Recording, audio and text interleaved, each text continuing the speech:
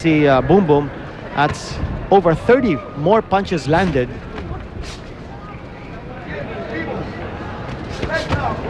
Samantala ito, again, sa gitna sila ng lona eh. Diyan nga na nadula si Boom Boom Bautista. Yun ang hirap pag nasa main event ka eh. Marami ng laban ng Tama, oo. Eh, hindi sapat yung pag-map ng ring, no? Pag ikaw nang tumutok. Oh, nice shot there. Left hand. Ito yung sinasabi na natatakutan natin dito kay Mesa, Tinito, no? Yung left hook, mga kaibigan. Bakit yun, pag dumarating huwin, minsan hindi mo na nakikita, nararamdaman mo na lang. Well, yung isang malakas na suntok ni Boom Boom, yung kanyang left hook, pero hindi niya ma-penetrate yung depensa ni Meza because nakaangat yung kanan ni Meza.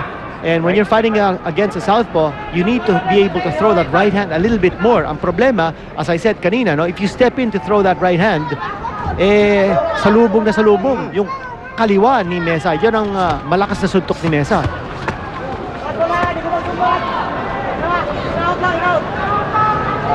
Very game pa rin ito si Antonio Meza, and I can sense that nararamdaman din ni Meza na probably gaining the upper hand laban dito kay Boom Boom here in the latter rounds. May ilang mga pumapasok na suntok si Antonio Meza.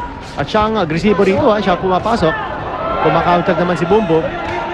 But here comes Meza. So punch stats sa pagbabasehan natin kinito, no? Mas maraming punches landed dito si Boom Boom Bautista. Mas marami naman punches thrown si Meza. This is the penultimate round.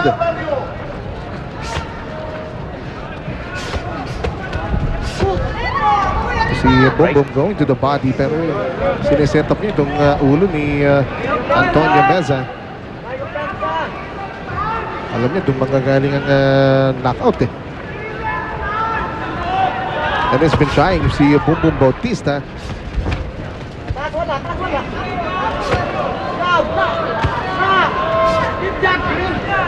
Kumokonek yung mga kaliwa ni Boom Boom.